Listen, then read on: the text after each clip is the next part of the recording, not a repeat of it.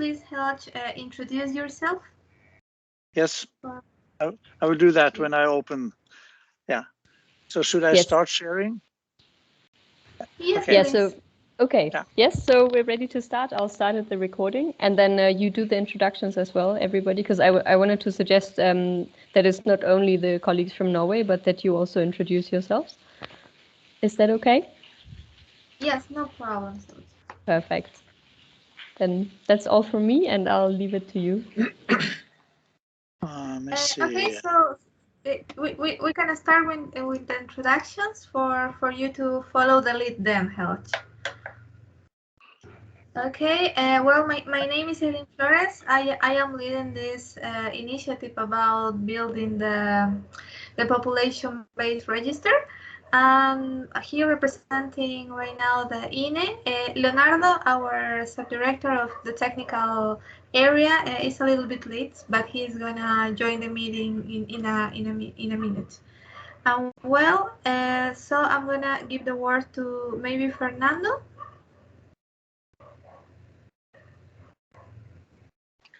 Thank you, Eileen. Thank you so much. Hello, everyone. My name is Fernando Baeza. I work at the International Cooperation Department here at INE. And I'd like to thank you for the opportunity of sharing with you all your knowledge. And that's it. Thank you so much. Thank you, Fernando. Denise, would you like to introduce yourself? Muchas gracias, Aileen. Muy buenos días. Mi nombre es Denise López y soy jefatura del Departamento de Metodología e Innovación Estadística. Muchas gracias. Her name is Denise Lopez, and she is the head of the Department of Methodology and Statistical Investigation. And let me see, Miguel. Thank you all. My English is so bad. Eileen, you can traduce me. Miguel Ojeda. It is better than my Spanish. Much better. So go ahead in English. Thank you. Miguel Ojeda, jefe del subdepartamento de demografía. Trabajamos con estadísticas vitales, análisis censal, migración internacional y estamos avanzando para el trabajo de registro de población.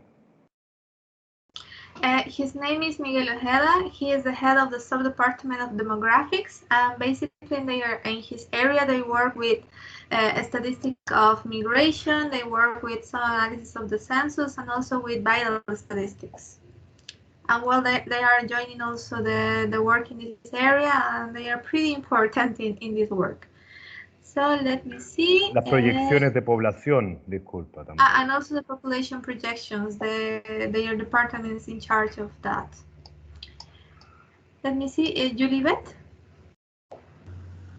Hi everyone, good morning. My name is Julibet Rodriguez. I work in the demographic statistics team, especially with international migration issues.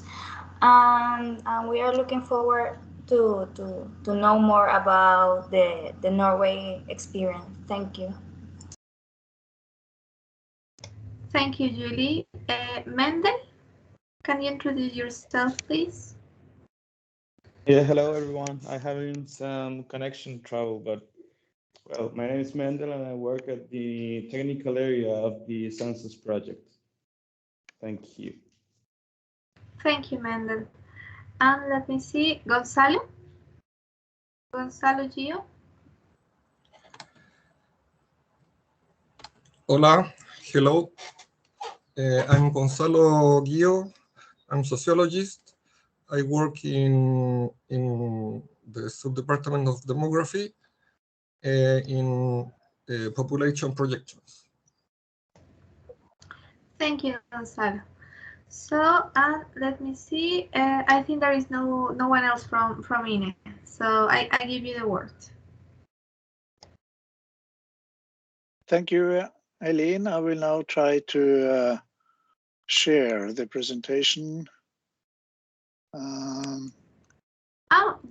Just a sec. Leonardo has just joined. Hi, Leonardo. We were introducing ourselves, and we were just people from just in case you want to introduce you. So can you see? Do you see my presentation now? Yes, help. We see it fine. It's fine. Okay, thank you. So thank you very much for inviting me. Helge, there was one last person. Okay. Who just arrived. Yeah, I'm sorry. I'm late. I don't want to interrupt. I'm the Deputy Technical Director of the National Statistical Office of Chile. So thank you for the opportunity to share with you your experience. Okay, then I will start. So thank you for inviting me to make a presentation on how to make statistics from registers in Norway. I will, let me see if I can change here. The presentation will focus on how the population register can be used to make population statistics. But Statistics Norway also makes statistics from many other registers. I will touch upon these also. I will show some examples from Statistics Norway. And before I start, I would just like to introduce myself briefly. I'm also a demographer and economist. I have worked at Statistics Norway for many years. I'm now retired, but I still continue to work on Statistics Norway, as well as for United Nations and other international organizations. So I've worked a lot in Africa and Asia, especially. 2 points. If you want to have a comment or you have a question during my presentation, please do so by raising your hand. You know how to raise your hand electronically. And then if you don't think your English is good enough, Eileen will be happy to translate. And secondly, we may have a break, a 5-minute break in the middle to stretch, and since it is tiring to watch web presentations, it's also tiring to present electronically. So please interrupt, because I don't know exactly what your needs are. So I have made a pretty general introduction, but presentation, but there may be some issues you know a lot about and some you know very little about. Am I speaking too fast? Is it okay? No, it's okay. It's okay. It's okay, thank you. Okay. So why register-based statistics? I think you know the reasons, but I'll just go through it fast. To save costs, use data that have already been collected, and then spend the resources are better spent on improving existing data than collecting new data. And then we cover, the registers usually cover the total population, not only a sample or a part of the population. And we also like to reduce the response burden, so the population only doesn't have to answer questions so often from Statistics Norway and other institutions. Then there are no sampling errors like in sample surveys. We think the quality of register-based statistics is usually better than statistics collected in the other way, and the other usual ways are, of course, population censuses and sample surveys.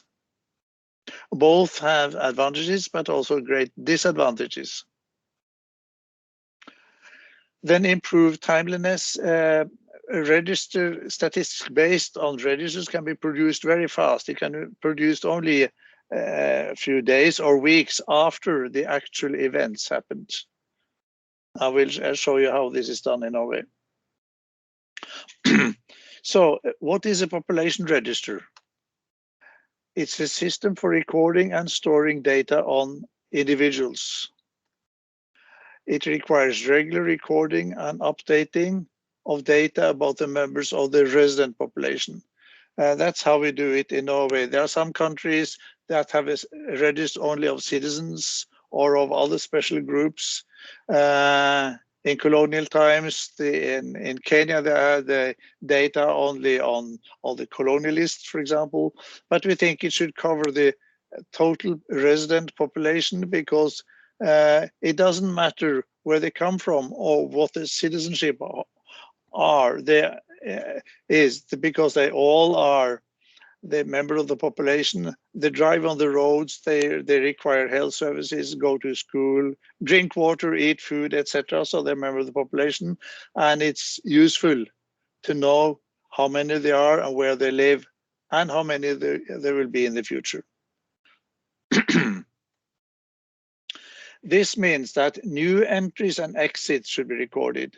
So we need to record all new births and all immigrations and all deaths and all emigrations if you want to keep the register complete. Entries, as I said, births and immigrations, and exits are deaths and emigrations. In Norway, nobody is deleted from the register physically, but the status is changed. So my grandparents who died many years ago, they can still be found in the register, but their status is now dead. And equally important it is to record internal migrations in the country, because you need to do that if the register is going to produce regional statistics. And what an internal migration is depends on the definitions in the country and administrative units, etc. It could be, the lowest could be between addresses. In Norway, most of it is between municipalities. That is the most common. And we have about 350 municipalities in Norway. The population of Norway is 5.4 million. And the population of Chile, can you remind me, please? What is it? About 18 million. 6? 18. 18, much bigger than Norway. Norway is a small country. Yeah, but both countries are very long and narrow, stretching from north to south. I've never been to Chile, unfortunately. There are many countries that collect data on the population, but they are not necessarily population registers. For example, a civil register of births is not a population register, because it only enters the new births. It doesn't subtract any deaths. Another register is a register of national ID cards or national ID numbers, which is very common in many countries, and I think you also have this in Chile, which is also not a population register because it's not updated with entry exits especially. And then you have register of passports and driver's licenses, etc. But these are also not population registers. But they are administrative registers, and if they're updated, they are very useful as a source of data for statistics. An ID register, for example, may be transformed into population register if all or most residents are included, if all children are assigned an ID number at birth, and not as in some countries where children are assigned an ID number when they reach age of maturity, which could be age 16 or 18, because then we miss everybody below 16 or 18 years old, and we don't have a complete recording of all the population. Moreover, all new immigrants should be assigned ID numbers, and the status of people who die or emigrate is changed from resident to dead or emigrated, as I mentioned before. So Now, briefly about CRVS, you probably know. CRVS is the recording of vital events, live births, deaths, marriages and divorces, and causes of death. And the vital statistics, the VS, constitute the collection, analysis, and publication of statistics on vital events from a United Nations book. But migration is unfortunately not considered a vital event. And I've been thinking about why is that? Why not? Migration is important in people's lives, whether it's an international migration or an internal migration. It's important for population growth. It's essential for updating population registers, and it's essential for conducting register-based censuses. But it's difficult to measure. That is the main reason, I think. It's difficult to define migration, especially internal migration. United Nations has not a statistics division, is not including considering migration a vital event, but it's extremely important to include if you want to make statistics from population registers. Another issue about migration is that it's mostly self-reported, unlike births and deaths, which are often or usually reported by health institutions. And as a definition of migration is not clear, especially duration of stay. If I go to Chile to visit for a week, I would not be considered a migrant. If I go there for 3 months, would I be considered a migrant? The international definition is 12 months, 1 year. In Norway, we use 6 months as a definition of migrant. And as I said, migration includes immigrations from abroad, emigrations to another country, internal moves to an area, and internal moves from an area. So that's the general introduction. Any comment or questions so far?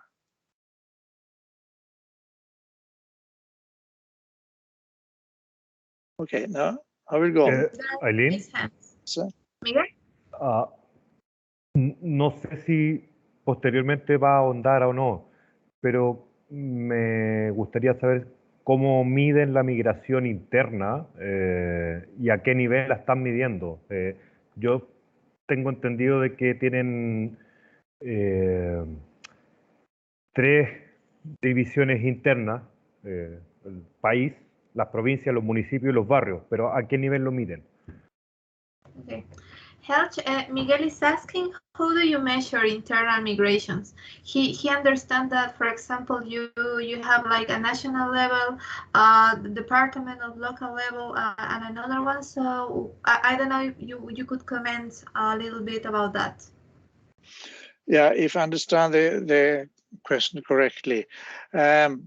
The Norwegian registration system for population is based on municipalities. So in principle, each municipality, now about 350, previously it was up to 700, they are in charge of registering migrations to the municipality and also from. So when a person moves into the a municipality, they will inform the previous municipality, and they would send a card on paper with information.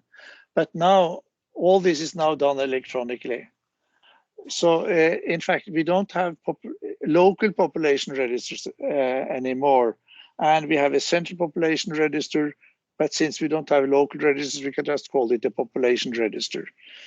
So there are rules and regulations and laws about who should register an internal migration. Usually it's in people's interest to do that, to send the children to school and so on. They have to be registered in the right municipality. But there are some who exploit the system because economically they may be better off being registered somewhere else. For students, unfortunately, 25 years ago, it was decided that students could choose where they were registered, either in the municipality where they grew up or in the municipality where they were students. So that's a bit unfortunately because it's vague. But that's how it's done. Any further question or comment? There is another question in the chat that Ulibet is asking if people who live in Norway and they are changing municipalities, do they have the duty to inform the change of residence, or maybe that happened what you were telling us before, that maybe they move and they say nothing about it? Yeah, they have a duty to report if the intention is to live in another municipality for more than 6 months. Yeah, more than 6 months or more. So it's the intention, not the actually, if they don't know, if they think they're going to live for more away, and then they should register. And it's connected also with taxes and mail and medical health services, etc. So it's usually in their interest to register. I said there are some people who exploit the system. For example, if a person lives far away and has to commute every day or every week, and that costs a lot of money, the money spent on the commuting can be deducted from the taxes, from the taxable income. So there are some people who do not report an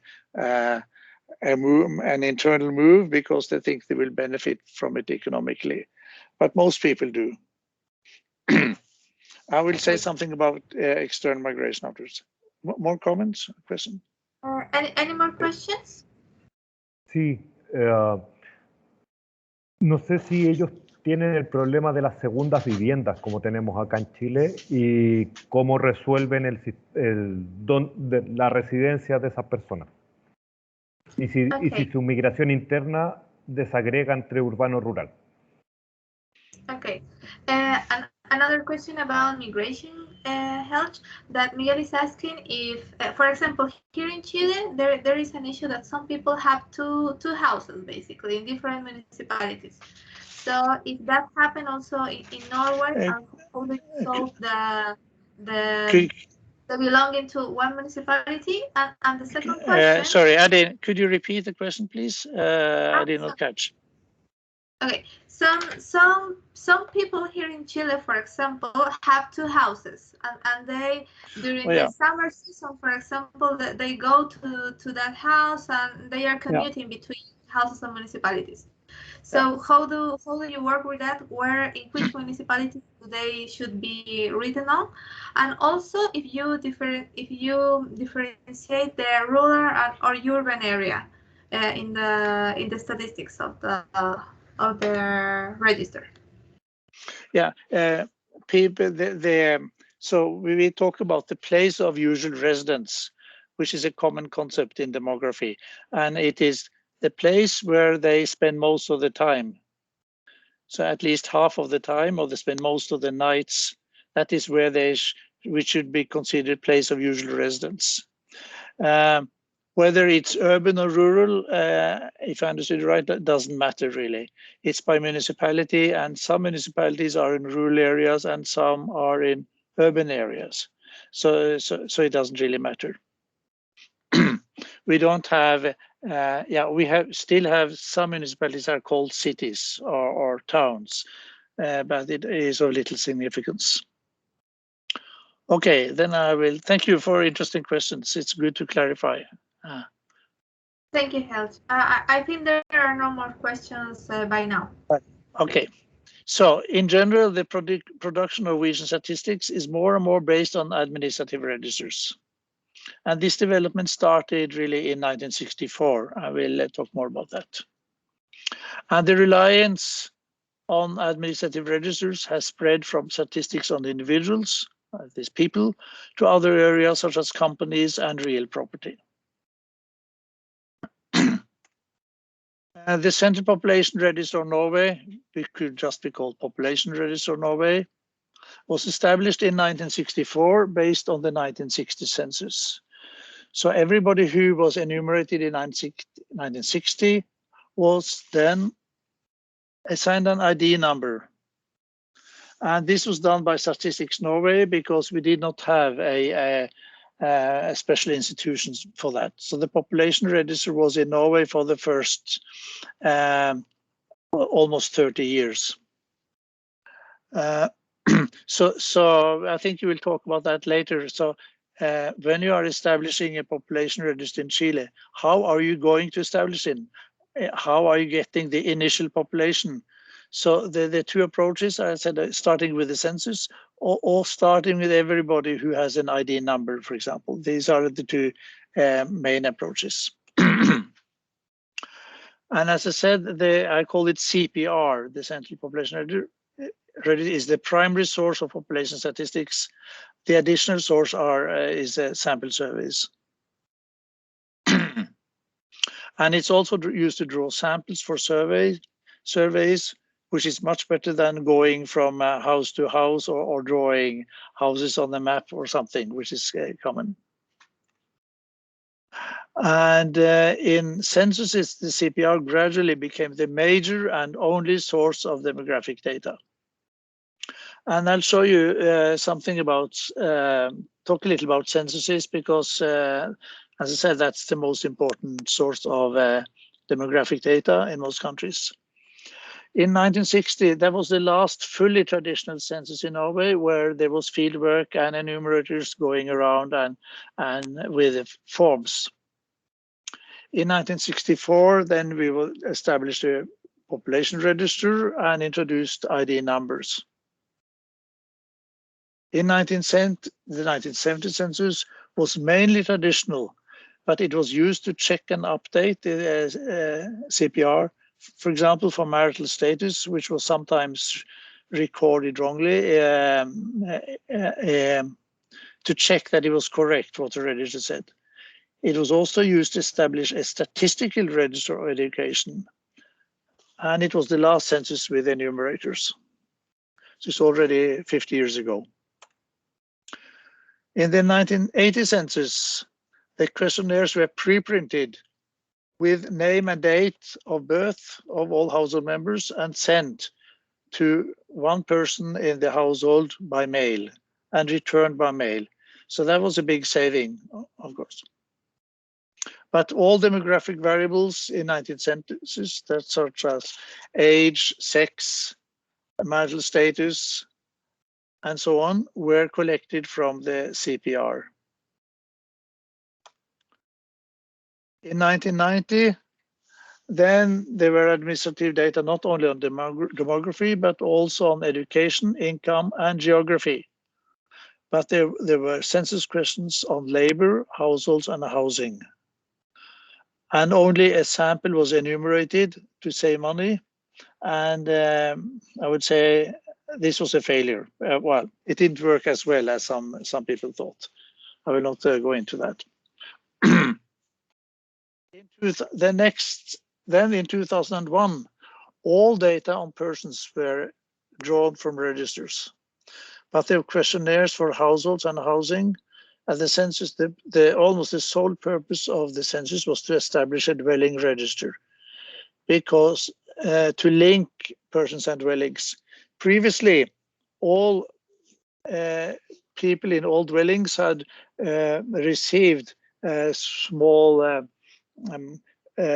pieces of glued paper that they could stick to the door, the inside of the door, so with a number saying which floor the door was, the floor of the apartment, etc., whether it was to the left or to the right, etc. So because, and why was this done? Well, it was one of the reasons was to, well, for tax purposes, one reason, but statistically, it's important. If you want to make household statistics, you need to know where people live. And the 2011 census was fully based on administrative data. There was no fieldwork. All data were collected from registers. And what about the future censuses? No more future censuses. Why is that? Because now the most important tables are made every year, not only every 10 years, which was the common previously. But so we don't need to have, to make special census tables, except that for international cooperation and comparison, some basic tables are made every 10 years also. So young demographers in Norway don't know anything, or in the Nordic countries, they don't know anything about censuses. I should say that the Nordic countries have very similar history on this, starting in the 1960s. The Nordic countries are Norway, Denmark, Sweden, Finland, and Iceland, and very similar histories. And there are some other countries that have almost the same history, but not as complete as in the Nordic countries. Netherlands, Belgium, Slovenia are some of the other countries. Okay. Now, which registers were used in 2011? Just to briefly, the population, for the population, place of living, demography, migration, families, and households. And then you had the cadastre or register of real property, which provided data on housing and geographical characteristics and addresses, and businesses, about self-employment, place of work, and industry. These are colored red because they're called base registers. Then there are specialized registers on labor market, education, say educational attainment, current about students, national insurance, income and wealth, and even registers on cars and boats, etc. So these were all combined to provide data for the census 2011. You can ask about this afterwards, but I will now mostly speak about population. Any question on censuses before I go on the content, with the content of? So basically, from 1960 to 2011, it's been 51 years from starting with the census. You're right. So you have to be patient. It takes a long time. We could have done it faster. I think in Denmark it took 20 years. So the main problem was the dwelling numbers that we needed to link each person to a certain dwelling. Say if you have in a city, if you have a big apartment building with 20 apartments, you cannot conclude that all these people live together in the same households. There are 20 different households. So that's the main reason. And it takes time to develop registers. And in Norway, the principle has been that a subject matter register is developed and tested with producing annual statistics. And when it's good enough, it can be part of the census, contribute to the census. Thank you. Miguel has a question. Sí. ¿Tienen alguna medición de las diferencias, sobre todo en los censos pasados, de la diferencia entre el CPR y el censo? ¿Cómo fueron analizando que su registro era completo, por decirlo de alguna manera? ¿Y en qué se basan ellos o cómo generan ellos las proyecciones de población y las estimaciones? ¿Solamente con el registro o incluyen también a los censos? Thank you, Miguel. So we have like three questions in here. First, during the time that you were starting like the censuses and also the CPR, and how did you compare it? How did you know that they, for example, the register was ready to be used in the census, about the quality and all of that? That's one.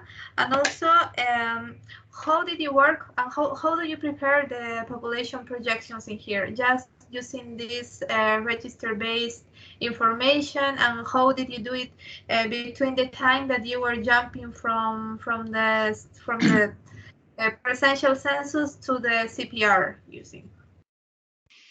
Yeah, about the first question, I'm not quite sure I got exactly, but I think about the quality of the tables and statistics produced by the registers, but normally considering the completeness and outliers and distributions, etc., comparing different sources. There are lots of people have worked on this and doing very consensus and good work.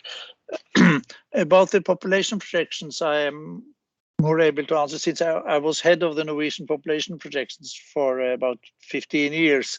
And before we had these registers, the projections were made by starting off with census data, census population. But we didn't make many population projections before 1964. I know about only a few examples. And after the registers were established, the population registers was considered good enough, that covering the total population and producing a reasonable age distribution. Then we used the population by age and sex and region from the register as the initial population in population projections. So we have the initial population, the starting population by 1st of January every year, or 31st of December, that's the same thing. Okay. Maybe I could add that, as Helge said, he was the responsible for the Norwegian population projections for many years. And when I was looking over this, maybe a separate session on that could be given by Helge or some of the other colleagues in Statistics Norway, if that is of particular interest. So this is maybe a topic that we also could return to in more in detail. Miguel, would you be interested in that? Yes, please. Yes. Yes, please. So we can arrange another conversation focusing on that topic. Thank you, Vivian, and thank you, Hel. May I go on? Okay, I will go on. Yes. Okay.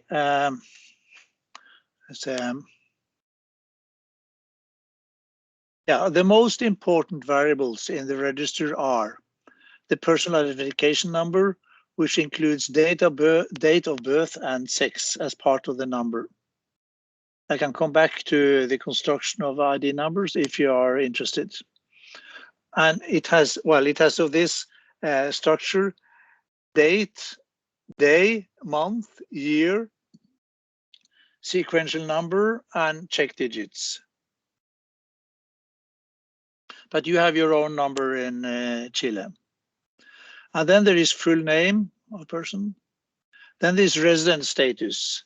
Actually, 1 is resident, 2 is emigrated, 3 is deceased, 4 is no permanent address, and 5 is disappeared.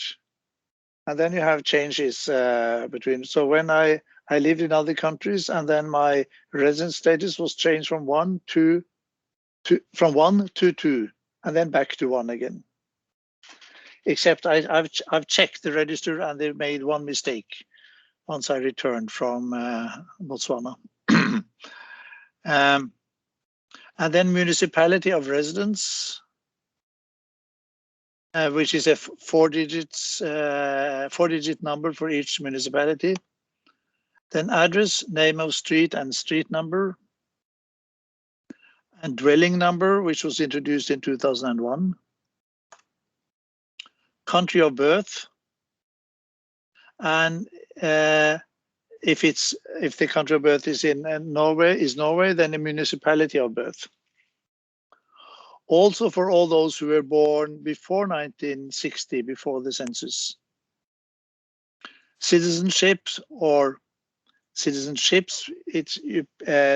people in Norway can now have more than one citizenship.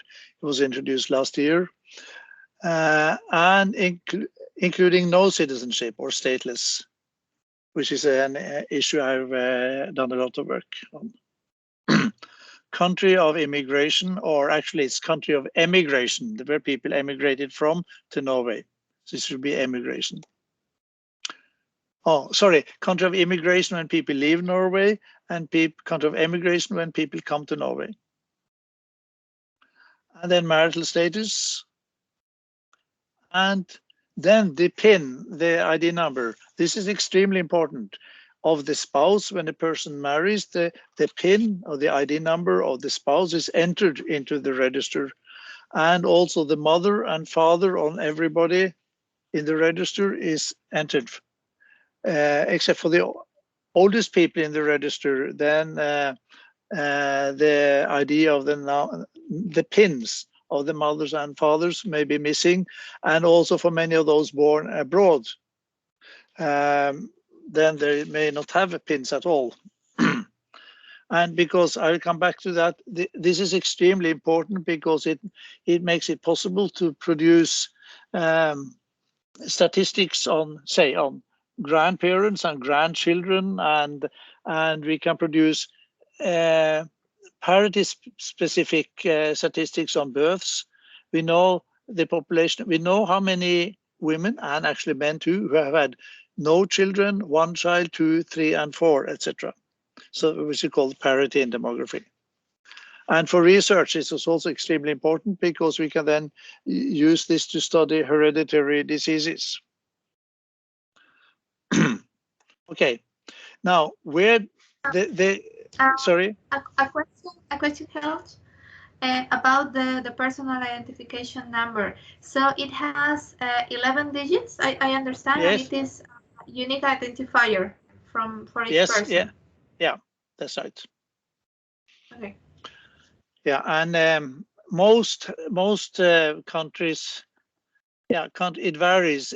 Norway has 2 Czech digits. We only, I think 1 is enough. They have decided now, but is to prevent mistyping errors and frauds.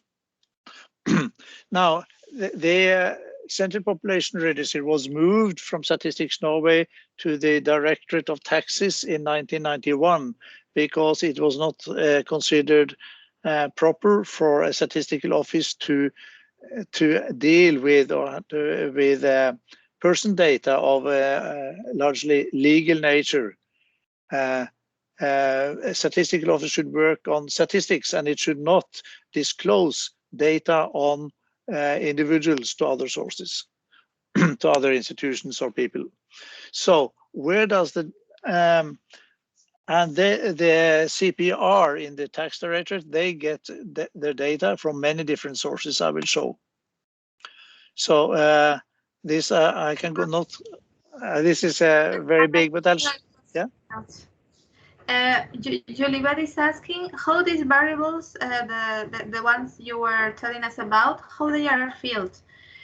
Yeah, and if there is a unique form that all the population fill out, or it comes from different registers. I understand this information comes from different registers, and as you are gonna mention right now, where is each variable taken from? That's the question of the chat.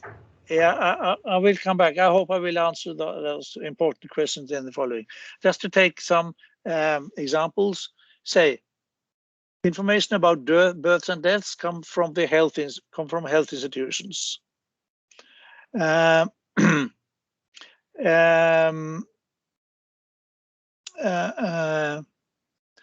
me see. Marital status come from the national courts. Marriages may come from national courts or religious communities.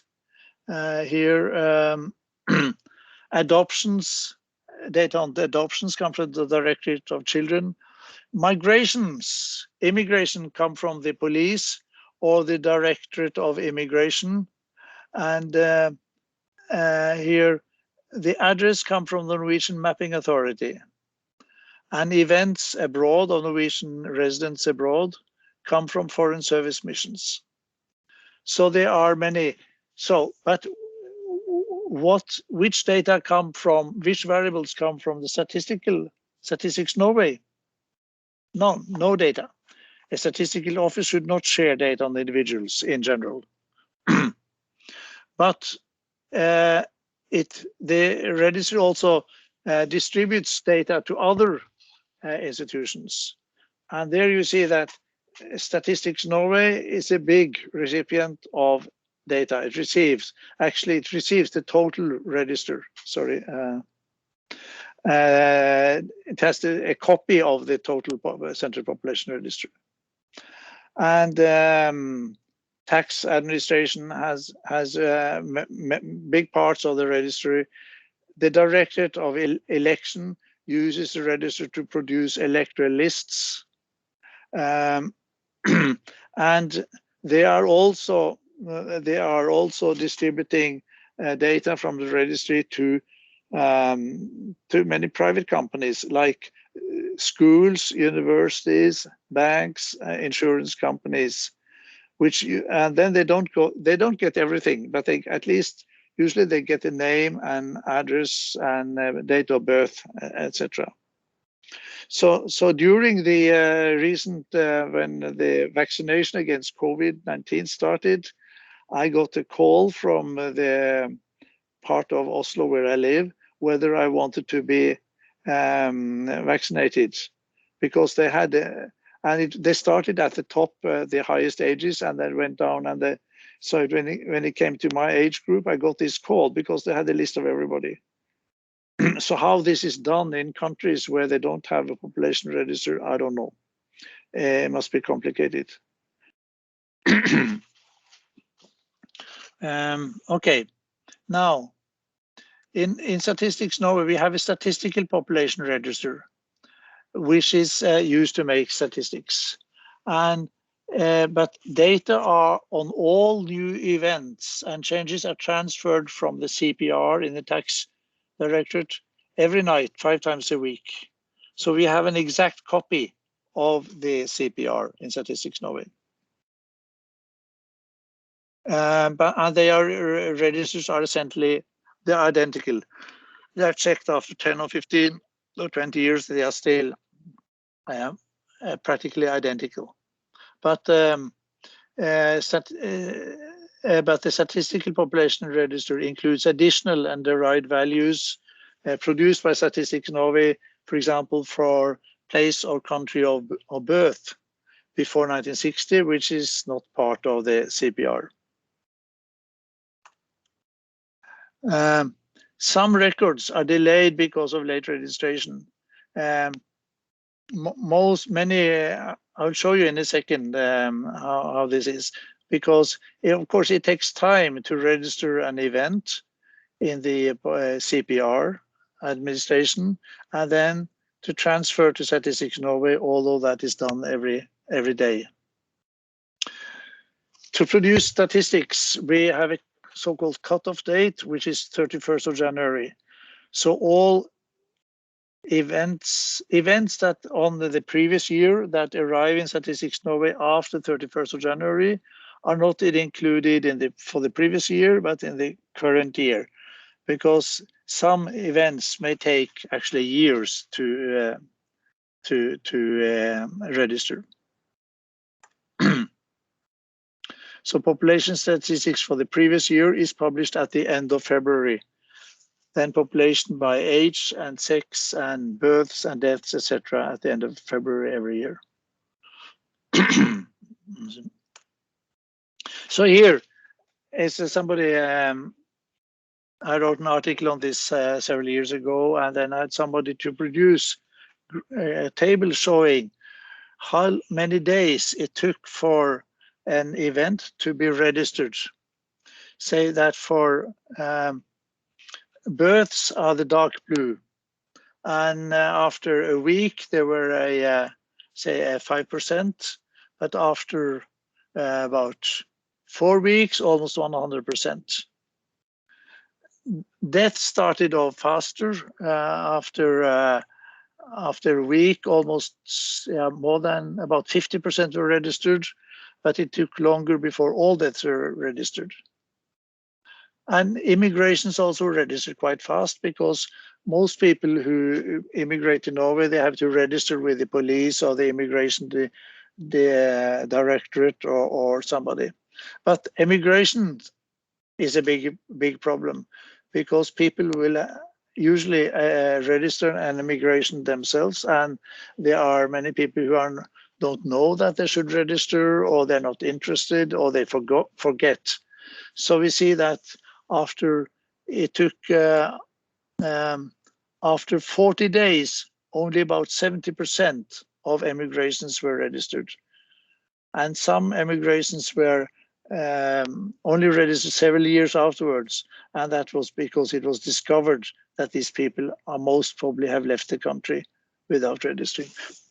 So this is an important issue, which I'm sure that Chile will encounter once you start produce statistics from registers. We can discuss this more if there is time.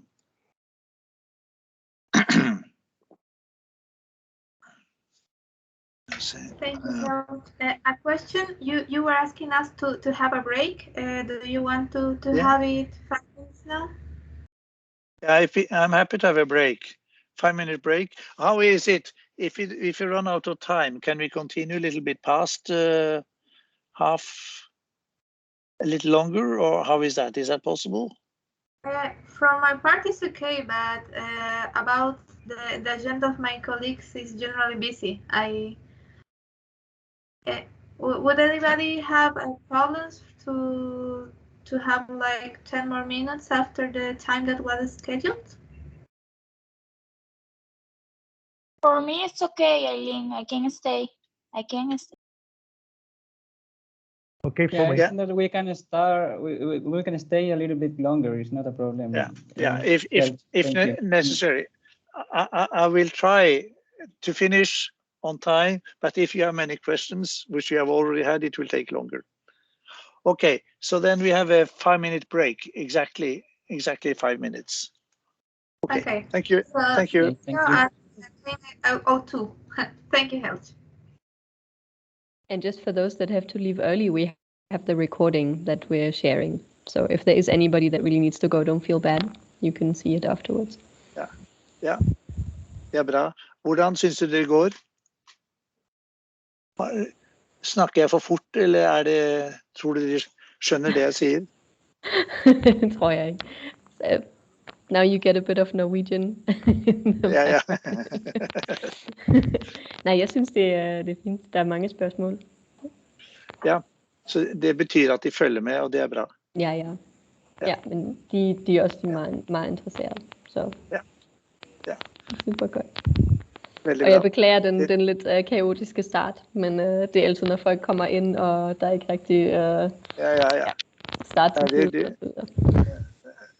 det gjør ikke noe. Fint. Da strekker jeg litt på beina. Super.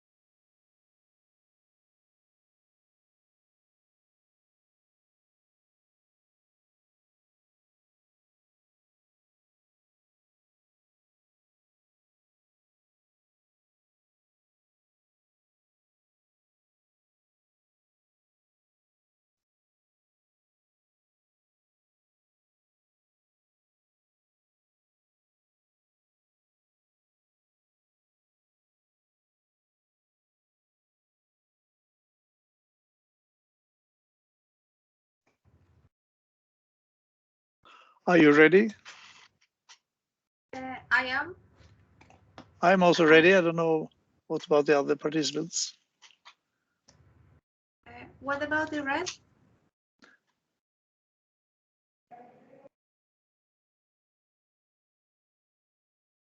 Yes, apparently we are.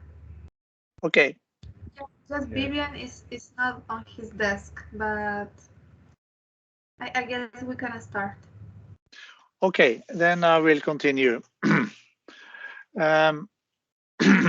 This is about a slide about the cooperation about the civil registration agency, which in Norway is a part of the tax directorate and the National Statistical Office. And as I've said, the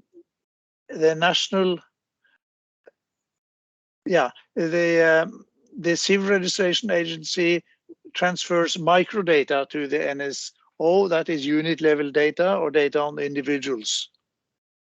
And normally the National Statistical Office should not share identifiable microdata with other institutions and people, but she should only share statistics.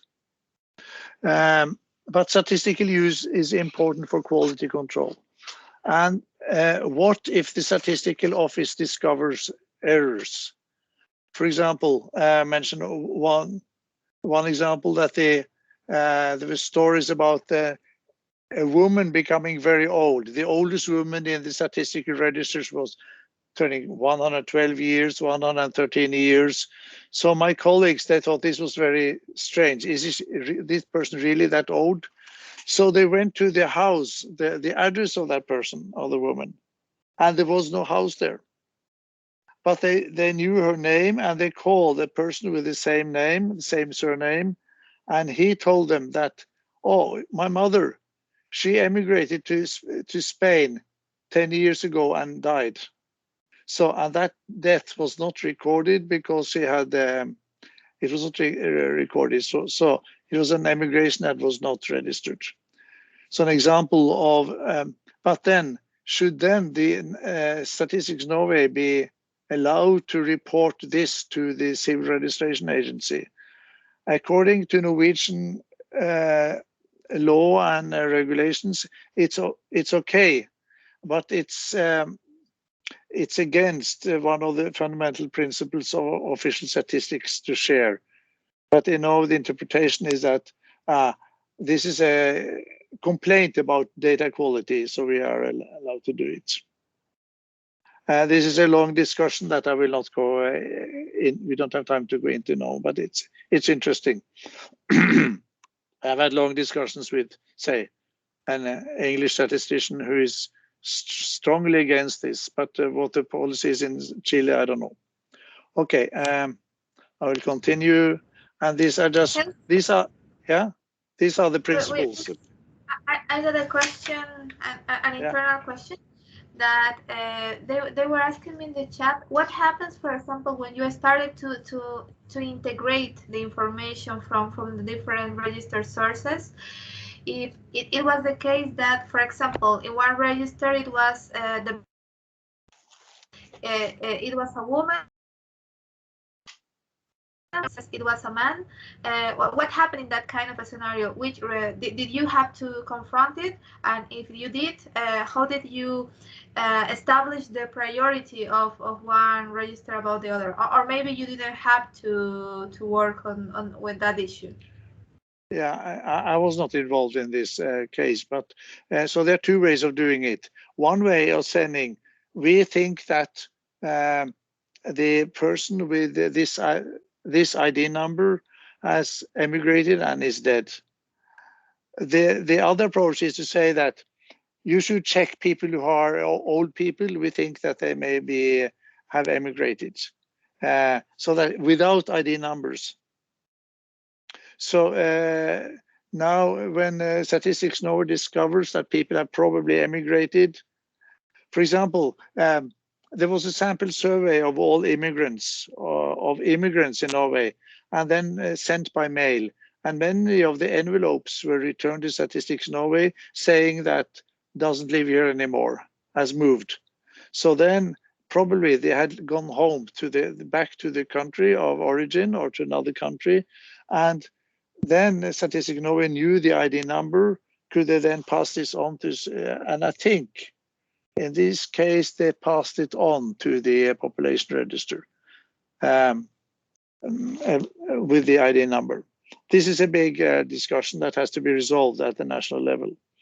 But if you ask United Nations, they will say absolutely no, they will say. But in Norway, the general trust of the population in government institutions and in tax directorate and Statistics Norway is so high that they don't think that is a misuse of the data. There's another case also when Statistics Norway can share data with ID number actually, and that is for research, especially medical research, where the researchers have to follow very strict protocols. And they know that if they break those protocols, they are finished as researchers. They will not get any more data. But data on the individuals in Norway cannot be sent from Statistics Norway to other countries, only to Norwegian research institutions. So here you see the, yeah.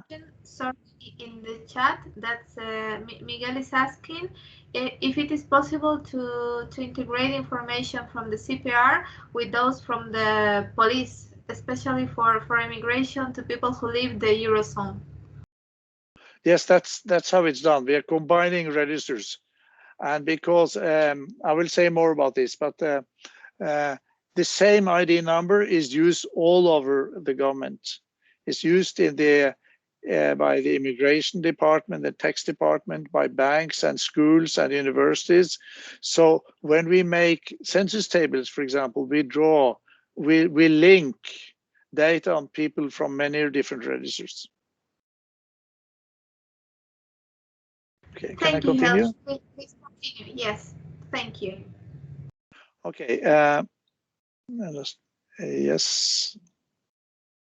Yeah, I will drop this, but here is a list of transactions received by Statistics Norway from the CPR by year of recording, just to show you the name of transaction. For example, the top one, births in 1995, it received information about 47,613 births. In 2010, 55,873. And immigration between 20,000, 70,000, 54,000. Annulments is that there was something wrong with the immigration record, so there was a change. There were many, and this is a choice of first name. People can change name. Let me see. Marriages, the report, and correction of marriage. That means that there was an error in the previous transaction. Divorces, even move within a municipality. So this is also recorded. So if I move in Oslo to the house next door, it will now, and I report that will be recorded. And it continues, immigration to municipality, change of address without move. There are emigrations, corrections, for example, your personal identification number. If this is wrong, if the date of birth is wrong, then they have to change. If a person changes sex, which happens a few times every year, then the person will get a completely new personal ID number. There's also now postal address is also now part of the CPR. Let me see, yeah. So these are, any question on this? So there you see there are, I think here there were 46 different variables. I think there may be even more. And for every one of these, the date of the event and the date of the change is also recorded. So it's a huge number of data recorded every day. So this is an important list. Here you know paternity, that is the ID number of the father if the father is not married to the mother, and it happens. Sorry. Okay, I will go on. You can ask more questions. Now we have to distinguish between flows and stocks. Data on events are used to make statistics on flows. Yeah, births, deaths, migrations, and marriages and divorces. That's relatively easy to make because you have a flow of events from the civil registration system or the population register, or in some countries, especially migration office. I think you have a migration office in Chile. But then the data on the characteristics of the population are used to make statistics on stocks. That is a population by age and sex, by marital status, immigration status, by citizenship, by country of birth. And it's much harder to make good reliable statistics on stocks because you have to have a complete register to do that and a completely updated register. One example, I've done a lot of work in Albania on modernizing, contributing to modernizing the population register in Albania, which was very old-fashioned. It took many years, but now they have a modern register. So when I was visiting a few years ago, I asked how is statistics doing? Yeah, they're producing statistics on births and deaths, etc. from the register. What about the population by age and sex? No, we cannot do that because so many people have emigrated. They live elsewhere. But don't you know that they've emigrated? Yes, we know, but it's not. This is not really marked or recorded in the register. So if they had recorded the emigrations of all those Albanians working in or living in Italy or Germany, then they could have made statistics on the resident population, those currently in Albania. So this is really the goal. If you want to have a register-based census, you have to be able to make these population, the stock statistics. Let's see. Now these were the. Now I will show some examples of statistics made from the population registry in Norway. Are there any questions so far? Yes, there is a question in the chat that basically is about data governance. Julie asked if there is any law or any orientation about data governance, about the sharing of information through state services and through other institutions. You were mentioning, from what I understood, it's basically that all the information registered go to the data tax authority, and you have like that's for a mandate by law, right? Yes, yeah. There are laws and regulations on this. So certainly, yeah, definitely. But when the population register was established in 1964, there was no law. This was a new territory and no laws were established. But this has been established now. So there was a new law on population registers and a new law on statistics that were modernizing this. So it's now all very regulated. And the new legislation, it started when the CPR went to the tax administrative mandate, or before? What did you say? When it was? You were saying that at the beginning of the CPR, like in 1964, there was no law, but the legislation you have now, it started when the CPR went under the tax authority mandate, or? Yeah, in 1991, I think there was a law before, but then it was formalized then. Because, as I said, statistical office should not deal with administrative data. So I don't know exactly. I think the law of population registers came before 91, but I could check that. Any other question? Okay. There are no raised hands and also no more questions in the chat, so you can continue, please. Thank you. Now I'll show you some examples. And I made most of these examples this morning. And they are all made from the Statistics Bank of Statistics Norway at this website of Statistics Norway, and the front page looks like this. It's called Stat Bank, and then you can go and you pick an area, a topic. Say, so I picked population to make tables, and there I could choose between different tables. This Statistics Bank doesn't include microdata, but data in very small cells. So I'll show you some examples. Here is the first. It's a population pyramid by 1st of January 2021. So it's not long ago, but this was then made public at the end of February this year. And by 1 year age groups, and it's very reliable, I think. Of course, there are some issues with people who are illegal in Norway. They're not part of the resident population, and they're not included here. And asylum seekers are not included before they are granted asylum. But mostly it's quite very reliable. And tourists are not included. Okay.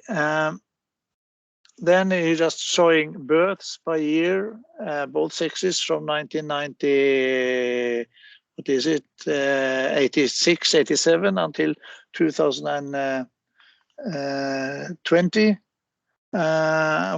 We notice a very sharp decline in births from 2009 or 2010 until 2010. So, which has produced then resulted in low fertility. The total fertility rate, which measures an estimate of the fertility level in the country, used to be very high here in the 2009-10, almost 2 children per woman, but has now declined to less than 1.5. So it's about the European average. Whereas in the 1960s, it was at 2.7 children per woman. But then the revolution started, the revolution of women taking education, and then there were new birth control methods. There was more equality between men and women, more women working, so the fertility dropped very sharply. So that's the fertility level. Then life expectancy at birth. Oh, sorry, this is even longer, from 1846, but it's only, we could only produce these data. Let me see if I have. No, from 1980s, I think, from the register. But here the data, life expectancy at birth before 1980s comes from other sources, from censuses, combining censuses and vital statistics. And you see how we have had an increase for almost 200 years, and like in most countries, and that men's life expectancy declined or stagnated in the 1950s, but that is now increasing. It's been increasing faster than for women for several years, and maybe men will undertake women in life expectancy. Maybe men will start to live longer than women. It's not impossible, although I doubt it. So then another one, a graph on corona deaths, not on corona, on deaths. This is number of deaths per week in 2019, 2020, and so far in 2021. And what is striking and surprising, perhaps surprising, is that the number of deaths per week has been lower for a long period during the pandemic than in previous years. Lower or average. The explanation is that they say that first there are a reduction in other infectious diseases because people have less contact with each other, but there's also been a reduction in mortality from cardiovascular diseases, heart attacks, etc., because they think that the risk of getting a heart attack is higher if you have an infection, any infection. So this is very interesting statistic. Yeah, I think we'll finish the time. Now, the last thing I did, or this I did this morning, was to look at immigration. And here we have a graph showing foreign groups in Norway. These are immigrants and their children, Norwegian born to immigrant parents, by 1st of January last year. And we see the biggest group is from Poland, where we have many labor migrants from Poland and Lithuania. And then you have Somalia, people from Somalia, which is a big group, but these are mostly refugees. Sweden, labor migration, Pakistan, labor and family migration. Syria, Iraq, and Eritrea, mostly refugees. Germany, labor, and Philippines, labor, mostly, and also family, like marriages. So then I thought, what can we find out? What about how many people from Chile are there in Norway? So I looked this is taken from the register or from the statistics bank. So actually you could do it too. Here's immigration from Chile to Norway during the past 50 years or so. And you see this sharp increase here, this sharp peak here, and you know the reason for that. That was when Allende lost, or well, during the military coup. And then it went back to sort of normal at low level. But then it was 2,000 in 1 year, whereas usually it was between 100 and 200 a year. Now, did the Chileans, did they stay? Or did they have children, or what did they do?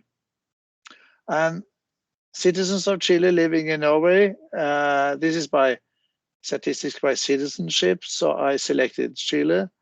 Have they left Norway? No, they've become Norwegian citizens, most of them. I'm sure that many have also left, but normally people can become Norwegian citizens after 7 years, refugees after 4 years, I think. So, but they are still, even now in 2020, there are 2,000 Chilean citizens living in Norway. And they have children. This again here is a combination. These are both immigrants and the children these immigrants have had from Chile have had in Norway. A sharp increase in the 1980s, and then it has been increasing slowly.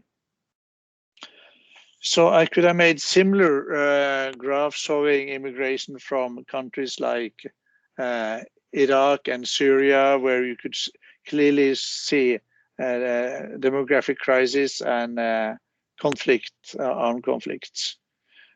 So this is interesting to see, both from a political perspective, but also from a labor market and economic perspective.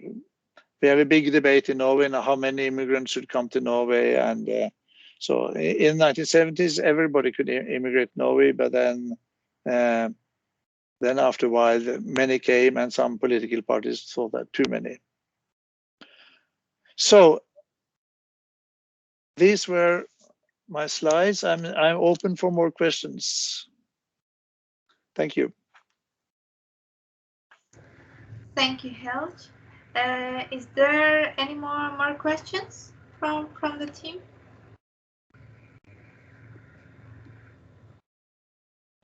Miguel? Sí. Primero, muchas gracias. Una sana envidia, si es que existe la sana envidia. So first of all, thank you very much, Helge. We basically say we envy in a good way your on your presentation and everything you have developed there in Norway.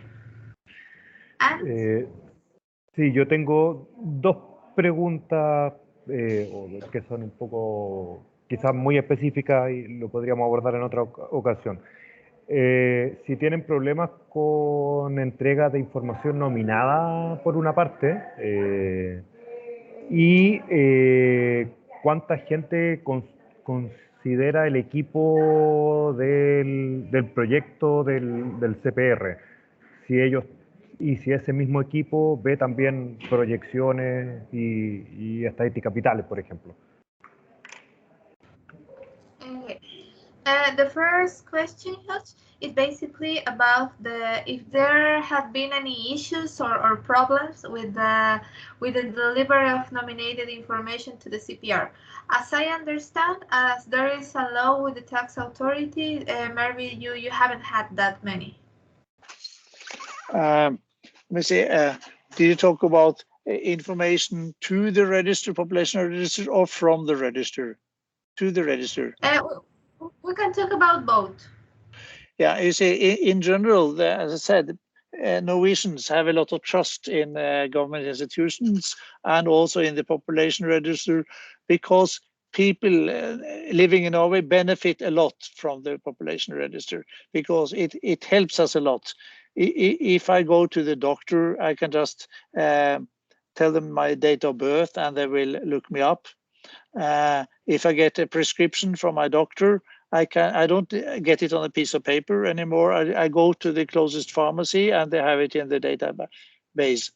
And about say one big issue is that income tax. Every year we have to pay income tax, and we used to have to fill in a long form. It took several days to do fill in. I don't know if you do that in Chile. I know it's a big problem in the United States, where people spend many days and nights filling this income tax return form.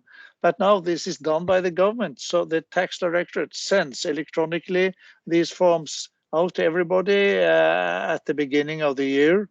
And we just need to check if the numbers are correct.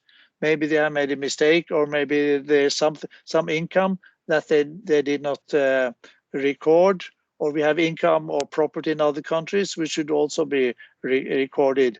And if you don't do that, then we can be penalized. So there are I don't think there are any serious problems. I will ask Vebjørn also to say something if you want. There was a case some years ago where a woman from another country had a baby, and it was a home delivery, and several of her relatives borrowed this baby and went to the population register of Oslo, I think, and said, I had a baby, so I would like to register it. And then they would receive child allowance for each child. So I think the baby was registered 5 or 6 times. So then that was actually, so that was fraud. And when it was discovered, the woman was penalized and put in prison. And now for babies that are not born in a hospital, then a DNA test is required to prove maternity and paternity. So Vebjørn, what do you think? Is there's not much skepticism? In some countries, there's the big brother issue, that the people think that the government shouldn't know so much about its population of me. So many big countries, they don't have population registers, so they don't have ID numbers, like United States, United Kingdom, France, and Germany, big countries, but they think this is too risky, and partly because people don't trust the government. Fortunately, in Norway, people trust the government. So we think that the government is there to help us and assist us, not to steal our money, as they do in some, say, in many countries.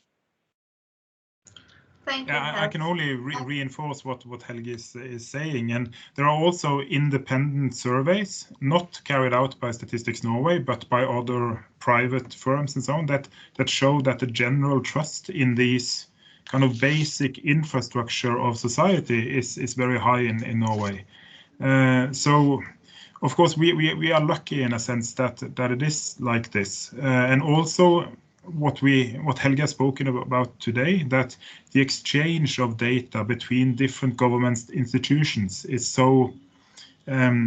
Every Norwegian institutions, in a kind of way, see that they benefit from sharing data, so that when we receive data from the tax authorities or from the mapping authority that has the address register or from the registration of different registration authorities, we benefit from it, but also they say that since we produce statistics from this, they see that the quality improves in their registers, because people can give feedback and say that this can't be right, at least on a macro and aggregate level, and then they get this input and they can improve their systems.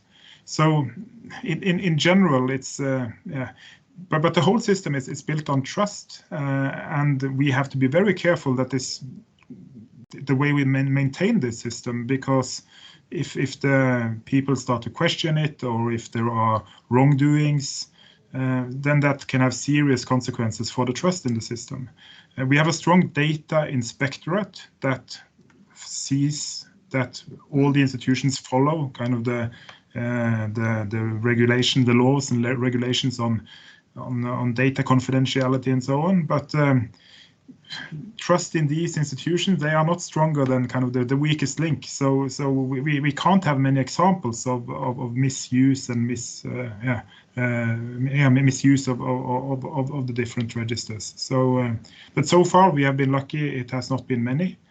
And I think you will find more or less the same if you go to Denmark or Sweden or Finland or Iceland, that has very similar systems. If I could summarize a little bit of what we have gone through so far, I think what we have discussed earlier is that we could have a more kind of detailed presentation from the Norwegian tax authorities, where they could say they could talk about how they maintain the register, and also about their cooperation with Statistics Norway. That maybe we could have a short presentation from them. That could be interesting. And the second one is what we discussed also earlier about the population projections, that we could have a special session on that as well. Then I'm curious, are there kind of other areas, other perspectives that we could follow up on? I think there was a list provided. I'm not sure. Maybe Helge or Silja could also give their opinion. About the topic we sent you, I think from this meeting and the next one with the tax authority, we will cover almost everything. We have two more questions now. One is from Miguel, that he was asking that what about the teamwork that in Statistics Norway, or maybe in the next meeting with the tax authority, we can know how many people have worked on it, how are the teamworks divided between the institutions, and also if they, as well as be working with the CPR, they also work with the demographic statistics or population projections. How do you organize? Yeah, that's a good question. I think we could leave it for the tax authorities to say how many people they have who actually work on producing this basic data. But on our side, we can say that we usually say, and it's a little bit in spite of our fun, that we only had 2 people who worked on the last population census. So when we produced all the numbers for the last census in 2011, there was only 2 people working with that specific task. Then, of course, the population division, it's larger, but they also have other tasks, producing different population statistics. And there are also, we have a research unit in Statistics Norway that works more on demographic analysis and so on. So there are kind of more people in the whole of Statistics Norway that work with population data. But all in all, 25 people. Roughly. Yeah, let me add that the population projections is made in the research department, because it's not only a question of counting people, and because to project fertility and mortality, you have to have a lot of insight or have theories or models how to do it, and then it requires a research perspective and research experience, we think, because it's not mechanical. We try to get to make informed guess. So, for example, for immigration, which went up a lot, then how far since 2005? How far would it increase? We developed an economic model of immigration, where the labor market in Norway, the income level in Norway, and of the biggest sending countries, especially Poland, were included. And we predicted then that in a few years, immigration would start to decline again. And in fact, it did. So that was a success that we, this economic model of immigration. And the same, you have to know about mortality is declining all over the world, but at different speeds. Fertility is more important and more difficult. It's also declining, but how low will fertility become? It has declined a lot in Chile too, but I don't remember the level now. What is the fertility level in Chile, for example, now? Yeah. 1.4. Okay, so it's slightly lower than in Norway. It's 1.46 last year. But in the projections, what do you assume? Do you assume that the fertility is continuing to fall, stay at this level, or that it will increase again? That is a difficult question, and it's not straightforward to answer that. Yeah. Thank you, Helge. And one last question in order to follow the time that we have already extended a little bit. Jonathan is asking in the chat if there is an open source platform in the web. For example, in the case of the statistical units of enterprises of economic units, there exists the generic statistical business register, StatTabs. Is something similar for population or not? No, unfortunately, it's not. I think you will find on kind of the technical solution for our population register. It's very old, and it's been kind of been built up with bits and pieces here and there, and different parts of code that has been added on each other. So to replicate that would be very difficult. And we have discussed this. Would it make sense to make kind of a generic statistical population register? But we have not kind of concluded here, and we have not made a kind of a ready-made solution. But I think it's a very good question, and I should have had a very good answer, but I don't. Maybe in relation to this one, sorry to just jump in. Vibjørn, you asked about other thoughts in terms of what else we could talk about. And this is just an idea now, but if there is an interest in the IT setup, like just to give a bit of an idea of how this is built up in Norway, could that be of interest to the Chilean colleagues? And is this something you could look into? From our part, yes, of course. We could invite our IT responsible team in order to understand a little bit about that infrastructure. Of course, if you are able to.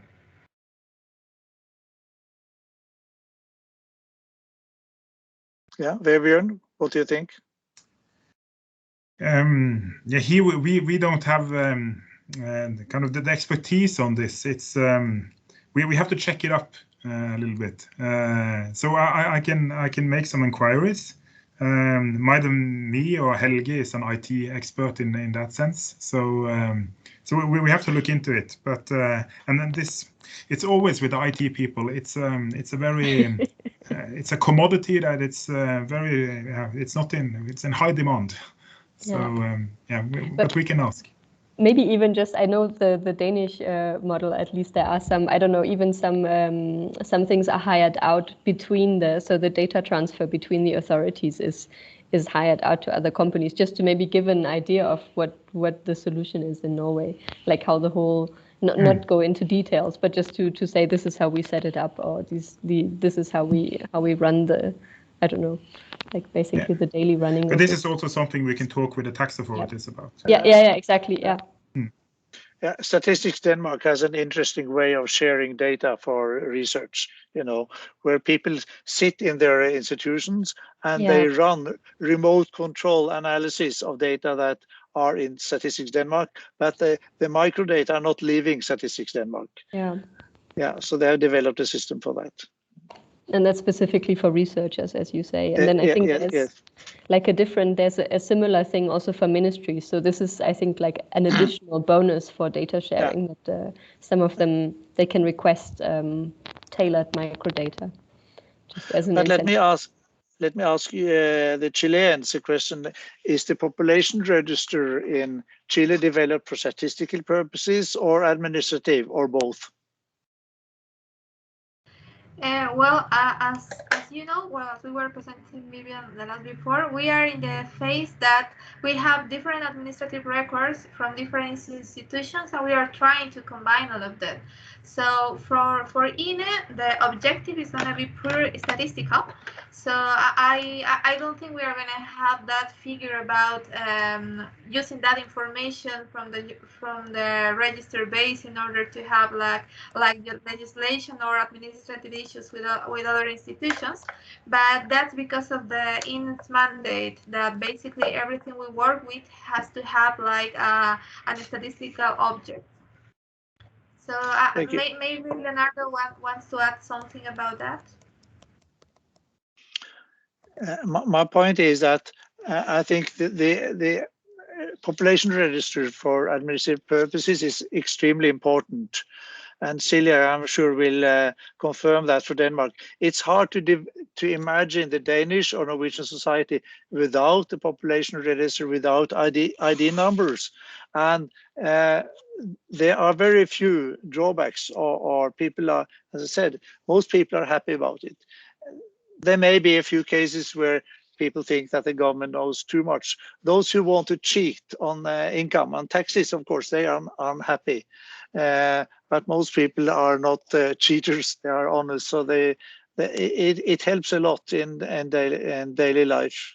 So I think the administrative and statistical use should go together and complement each other, because administrative use improves the statistical parts of the register, and statistical use also improve the administrative use and the quality of the register. So it's very important that there are this close cooperation. And in the CPR, in the tax authority, they have a user society. They have meetings several times a year, and I think there are between 50 and 100 people from that many institutions participating in these meetings, exchanging views on quality issues, on coverage, on definitions, etc. So this close cooperation is very important for a good register. Thank you. I can just add, it's very similar in Denmark, and it's not only for the population register, but also the others. There are user committees, and they meet very frequently and also change things, if possible, sometimes according to user feedback. Yeah. Thank you very much, you both, Vivian, Helge, and also Silja. I think we are done by this session. Thank you very much for the extra time. And I give the word to Leonardo in order to close the meeting. Thank you. Thank you, Eileen. Yes, I just want to add something about the last discussion. As a country, we don't have a common vision yet about what we need and how we should combine our administrative records. As an institution, we are trying to build our population statistical record for statistical purposes, but for example, our tax office is very jealous about their register. So we need to make lobby to try to combine our register. We have to build that common sense, common need in the different institutions. So we're trying to go there. For that reason, thank you, Gert, for your presentation, because it's very useful to know your experience and developing path and give that vision, give us some advices about how we should develop our population statistical register and about what we should focus on. So it's very useful for us. So I would like to thank you in the name of our institution for this opportunity to share with you your experience. Thank you very much for your attention and interest. Oh, thank you very much to all, and have a nice weekend and rest of the day. Well, have a nice Thursday. day. We will have a nice evening. Thank you. Bye-bye. Thank you. Bye-bye. Thank you. Bye. Bye-bye. Bye. Bye. Bye bye.